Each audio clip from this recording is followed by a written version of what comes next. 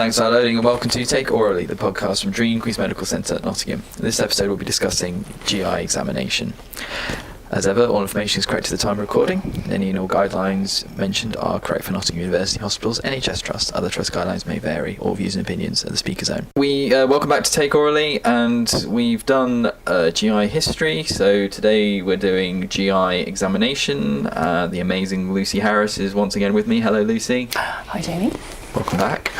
And following on from the previous history podcast, we're now talking about examination. We're going to be using much the same principles as in previous podcasts. This is an examination that can throw people a bit with some of the particular palpation and the percussion, but hopefully we will talk through and make things as simple as possible. Yeah, absolutely. So where are we beginning with? I guess probably need to start, just have a general concept of your landmarks for your organs, and thinking about the anatomy underlying it, because actually when you're palpating someone's abdomen, there's so much going on underneath your hand, isn't there? So you need to really be thinking about what you're palpating, I guess, and putting that into context with the history that you've already taken.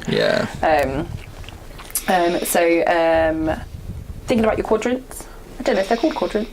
What are they called if they're not a quadrant? Maybe they're in nines. Well, I don't know. No one knows this. No and one it's not knows available this. on Google either. No.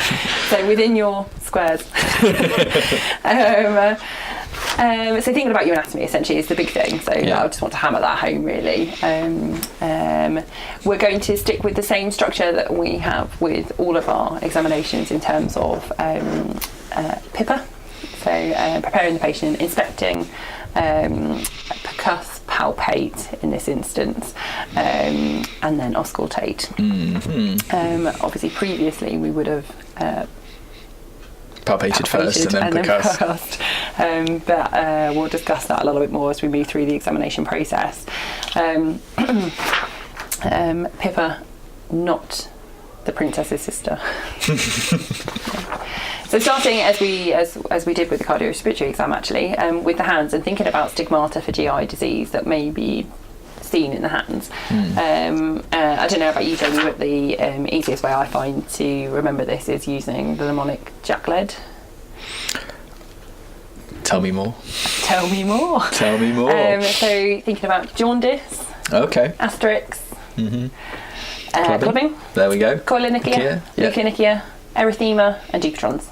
I like it. Do you like it? I do like that one. JACKLED. Marvellous. I can't take a claim to that. I totally stole that from somebody else. I just can't tell you who. People can sometimes get a bit overawed on remembering all of those and also remembering the names because it's Leukonychia, Koilonychia or whatever. So I always recommend just at the beginning, just focus more on the descriptions of them. So I'm looking for a nail abnormality. They're of normal colour. They're of normal shape. Don't get yourself so tongue-tied learning Latin and ancient Greek and things like that. That does come later on, but just get more used to seeing, just to describing it and actually thinking about what you're looking for rather than its name. I think the other thing is that perhaps before I started doing GI examinations, or even indeed looking at hands for signs as stigmata of disease, look at lots of hands, because it's only really once you've looked at normal hands that you notice that all these subtle changes, which actually could be really important in terms of getting the right differential at the end. Absolutely. So moving on from there, asterixes, get them to hold their hands out like you're stopping traffic, and you're looking for the flap, not of CO2 retention in this case, but what we call the liver flap. Cool. And then we're at the wrist, so we're checking our patient's pulse. And indeed the rest of the observations. So again, blood pressure, their vital signs. So blood pressure, saturations, temperature, and of course the very, very important one, please don't just guess it, respiratory rate. needs to be accurate. And again, that's another opportunity. I mean, you might, at the very beginning, you'd be inspecting your patient from the end of the bed, but you can have another look at your patient from the end of the bed. You know, how do they look? Are they holding themselves comfortably? Are they rigid because they can't move? Are they rolling around in agony because they can't get comfortable? And that helps as well. Pacing around the bed. Yeah, absolutely. You know, the good old renal colic, rolling around. Absolutely. It always serves me well, that one. But yeah, so again, we're having a look at our patient's constitution. We're then moving up to the face, and we're now looking in the eyes. So in terms of signs within the eye, so again, similar to cardiorespiratory examination, look for things like xanthelasma, so signs of hyperlipidemia, looking at subconjunctival pallor, looking for signs of anemia. And again, if you're getting tongue-tied, just say lipid deposits. Yeah. I mean, you know, because xanthoma, xanthelasma, it's nice and easy if you spent years doing it, but in the early days, just don't worry so much. Say I'm looking for lipid deposits. Because you see students sometimes getting so upset about that, and it's like, just say lipid deposits. Just say what you see, say what you see. Absolutely. And then down from the eyes to the mouth. Just to mention on eyes, I don't know if you've ever seen it. Have you ever seen copper deposits? Oh, Wilson's disease. No, sadly not. No, I haven't. But apparently it is a thing. It is a thing. There's an episode in Scrubs that has it. Copper arcus. I thought you were going to say something way better than that. There's a golden ring in the eye, and it's Wilson's disease. There we are. So moving on to the mouth, lots of signs for GI symptom in the mouth, and I think I mentioned this within the GI history. So thinking about ulceration in the mouth, signs of Crohn's disease. So systemic, we're going from sort of from the oral pharynx or from the mouth all the way down to the rectum, that you can have signs of disease. So mouth ulcers. Angular cheilitis or stomatitis, if you prefer, oral, say thrush, candida, leukoplakia, looking for signs of poor dentition or even acid erosion. So think about patients that have been vomiting a lot, whether they have an eating disorder, bulimia, or have an underlying cause for them vomiting a lot. So looking for acid erosion of the teeth, and just generally a white coating of the tongue, indicating poor oral intake.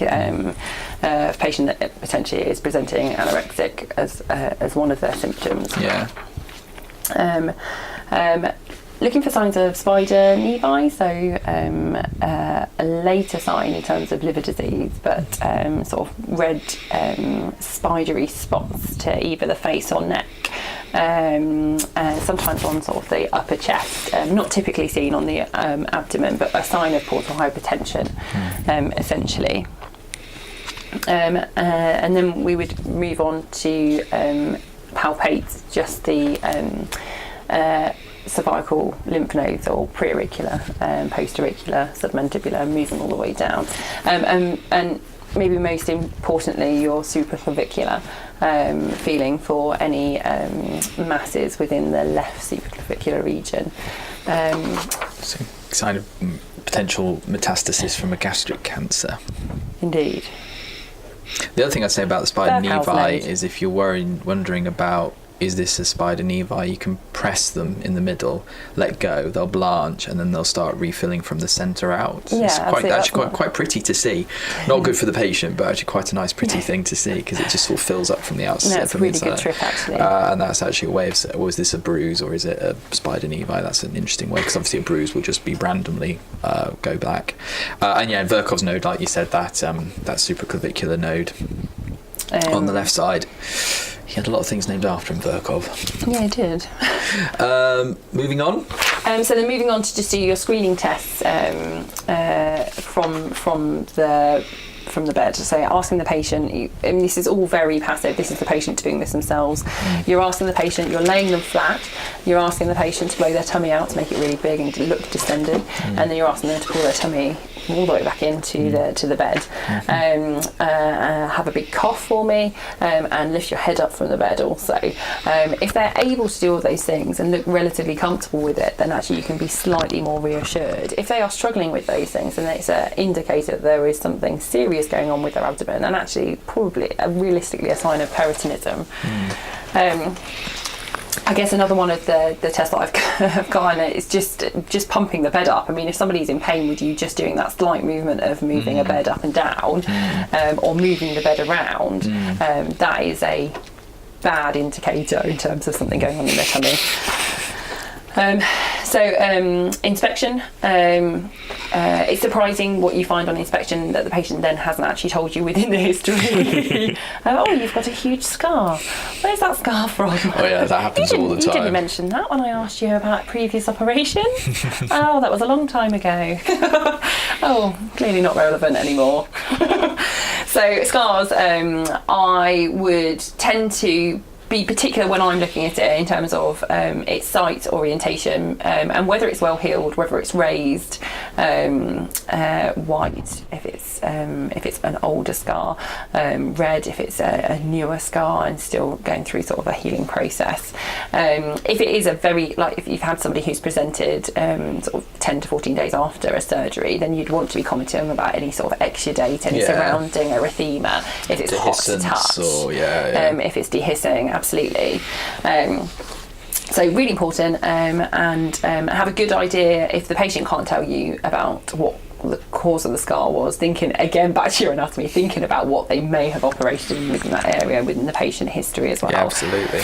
And the other things you might see, and if you do see them, then you'll be quite lucky, because I haven't seen a huge amount of them, but the Cullen sign in terms of pancreatitis. Yeah, so sort of bruising around the umbilicus. You may also see in acute pancreatitis as well, Gray Turner's sign. So the bruising at the flanks. So a way to remember that is Cullen's is one word, you have one belly button. Gray Turner's is 2 words, you have 2 flanks. Oh, very good. But yeah, it's always mentioned for acute pancreatitis. It's worth remembering it's any cause of bleeding potentially within the abdomen or retroperitoneal space. So I think Cullen was actually a gynecologist who first spotted it in ectopic pregnancy. That was where it was first described, even though everybody always says pancreatitis. So always bad. Could be trauma, could be anything. It's just bad. If you see it, bad. Badness. There we go. That's really scientific, isn't it? But yeah. And lastly, I've got within my lecture slides here is caput medusae, engorged blood vessels essentially. So signs of portal hypertension, and some of the pictures when you look this up online actually have it extending all the way up to the chest, and they're quite dramatic in terms of their appearance. But again, that is a late sign, very late sign. Other things that we look for in terms of inspection is distension. So it's tricky, isn't it? It's a slightly uncomfortable conversation with the patient, but does your tummy normally look like this? Is it normally distended? Is this the normal appearance for your tummy? And go, oh yeah, I always look like that. Okay, fine. Okay, so not distended today. Fine. So different causes of distension. I guess this is sort of within asking the patient if it's what it's like for them normally. But so obesity is obviously a reason for somebody's tummy to look at distended. Pregnancy is another one, I suppose. So thinking of the F, so fat, so in terms of obesity, fetus in terms of pregnancy, flatus, thinking about pseudo-obstructions, feces, so obstruction or severe subacute obstruction and constipation, fluid, so ascites, tumours, specifically you spoke about ovarian cancers earlier, distended bladder, and then other sort of functional type bloatings, maybe such as irritable bowel syndrome. And so always worth remembering, irritable bowel syndrome is always a diagnosis of exclusion. It's not something we diagnose in A&E. No. This is you've had everything else ruled out. GP arguably, diagnosis. Constipation is on that list of diagnosis of exclusion as well. Yeah, absolutely. Absolutely. So moving then on to percussion. Now this is a little bit up for debate, depending on which consultant or senior you might speak to. But I was always taught to percuss before palpating. See, I was always taught palpation, and so medical students are still taught palpate first. But I know that Mr. Coffey, our boss here, and professor on the ACP course, and such as yourself, very big on percuss first as a good screening for peritonism. Yep. So we're not going to tell you to go against whatever you've been told by your educational institution. You could do it either way, but if you are a Nottingham med student, you percuss first. If you're a Nottingham ACP, if you're a Nottingham med student, you palpate first. If you're a Nottingham ACP student, you percuss first. And you percuss across all of your zones in your abdomen. So Very much so. The nine zones that you're going to be palpating. So percussion, and then move on to palpation. And when you're moving on to palpation, the whole time, percussion and palpation, you're thinking, what is underneath? You're thinking about your anatomy, because this is all building information to form your differentials at the end. So thinking about the anatomy underneath, and as you're palpating, you're thinking about a superficial palpation to start with, and that is incredibly superficial. So I think the temptation is to be a bit gung-ho with your superficial, and then it's quite difficult to know where to go in terms of deep palpation. So yeah, superficial, make sure it is actually superficial in terms of palpating. Yeah. And when you are palpating, it's all sort of in your metacarpal. So always start away.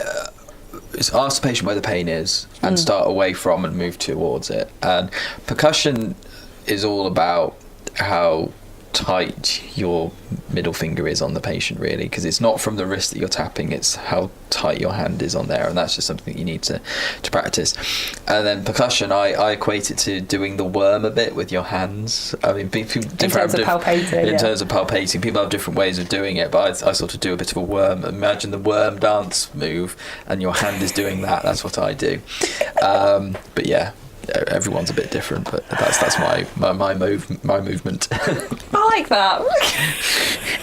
I like that. I think there needs to be a sort of a rolling motion, essentially, over what you're palpating, to gain an understanding of the consistency of what you're feeling as well. So whether it's a hard mass, if it's a soft mass, if it's easily passable, if it's moving with your hand, if it's not malleable at all.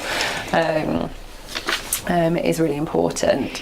Looking at the patient's face while you're doing it. And watching the patient's face as you're doing it to see if there's any discomfort. If they're gritting their teeth with their eyes closed and facial grimacing, then you know what you're doing is slightly uncomfortable. Fine!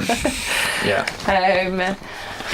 I would say as well, one of the difficulties I find when I examine acute abdomens or somebody who's in an incredible amount of pain, actually sometimes I find it easier to do an initial examination if I'm not really able to do the full examination because of the amount of pain I'm in. Give them half an hour, give them some decent pain relief, and go back and re-examine, because what you actually find is a much more localised pain, and establishing the cause of that pain is easier once they've been suitably analgesed. And no analgesia, even morphine, will guard peritonism. No. So patients, this is very thing. I didn't take any pain relief because I didn't want to mask it for you. You want to hide the That's pain. not a thing. You will always find it, even if they've had a slug of morphine. And as you've just said, I think very often analgese first. They'll be a lot more compliant. You'll have to get a history from them because they're not writhing around in pain. And if they are guarding, they will still guard even after morphine. They will just feel a bit happier. Absolutely. So do not tease analgese. Do not tease analgese. I would then, after sort of palpating the whole of the abdomen, obviously superficial deep, move on to do kind of your special test within the abdomen, which is essentially percussing your liver.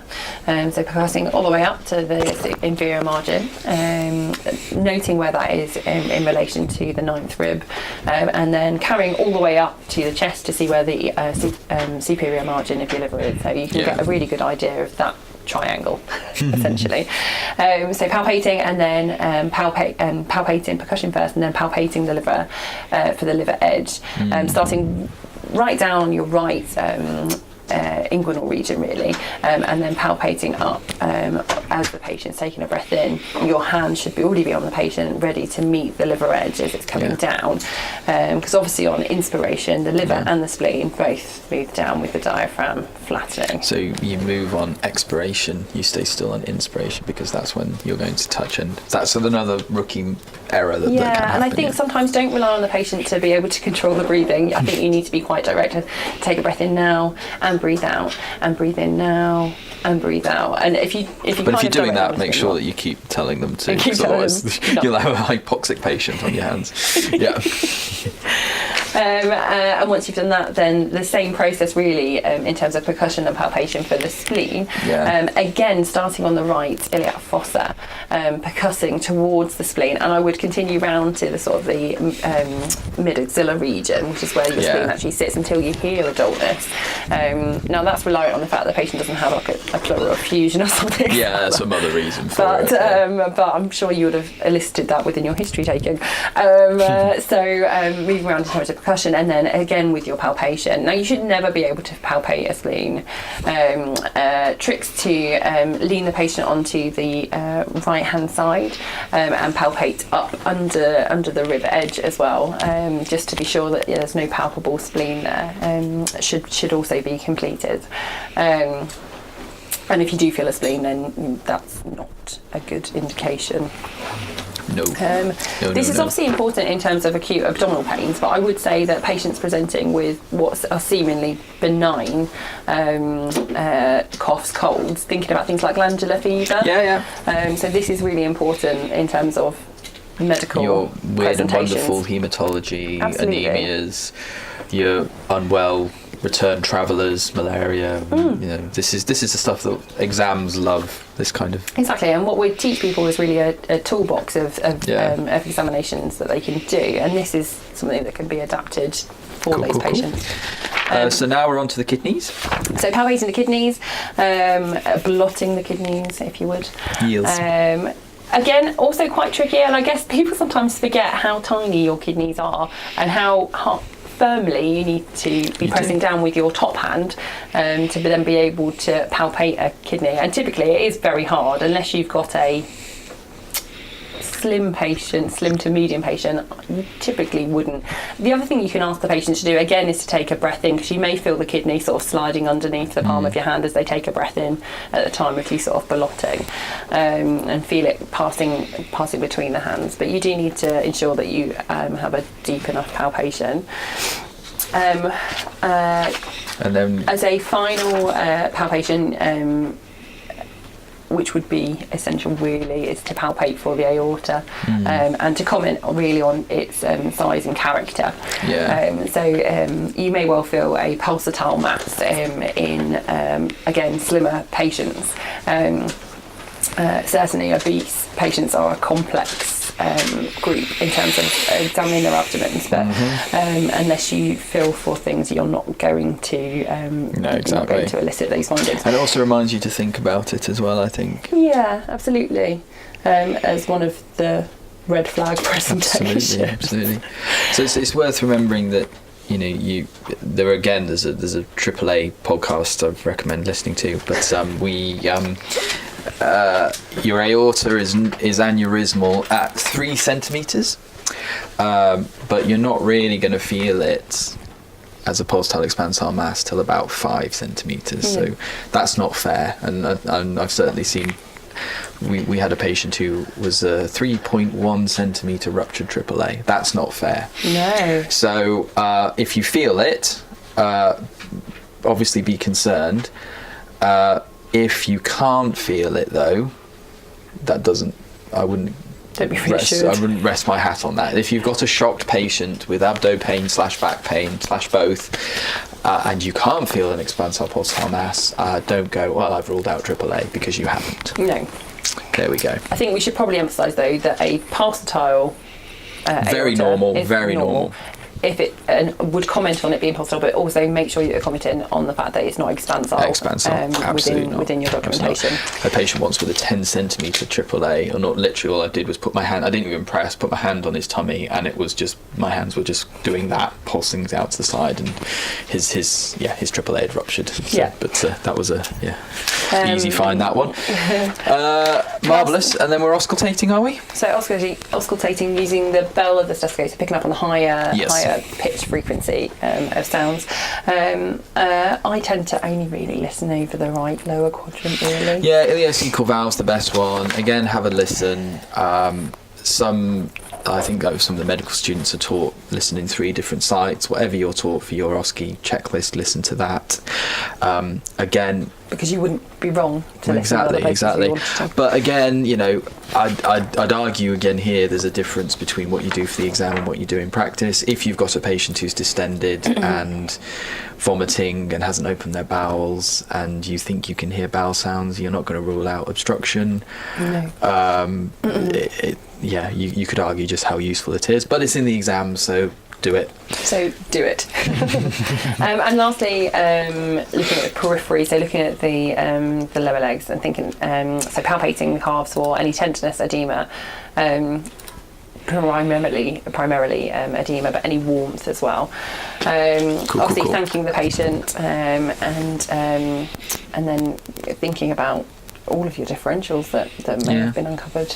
And usually at this point you would say something along the lines of, to complete my exam I would do a urine dip, examine the external genitalia and hernial orifices, and do a digital rectal PR exam. Med school's very big on making sure you say those things. Yes, indeed, actually. But marvellous. Anything else, Lucy? No, I guess the only other thing, once you've come to the end of your examination, that you need to really sort of think about organising your thoughts with regards to what you've elicited from your examination into some sort of order. And I guess the surgical sieve is probably the easiest way of doing that. I tend to use a vitamin C, D, E approach to it. Just in terms of not missing a diagnosis, I guess, and not getting too fixated on a particular differential, or having a bit of premature diagnostic closure, to ensure that you've not overlooked Marvellous differential. So that's my final point. Marvellous. Thank you so much, Lucy. Thank you. Bye bye. That was the Take Orally GI Examination podcast. You can find the blog entry for this podcast at www.takeorally.com. Remember, you can subscribe to Take Orally on both SoundCloud and Apple Podcast. You can find Take Orally on both Facebook and Twitter for more information about research and education opportunities within emergency medicine, acute medicine and major trauma. Check out NUH Dream on both Facebook and Twitter.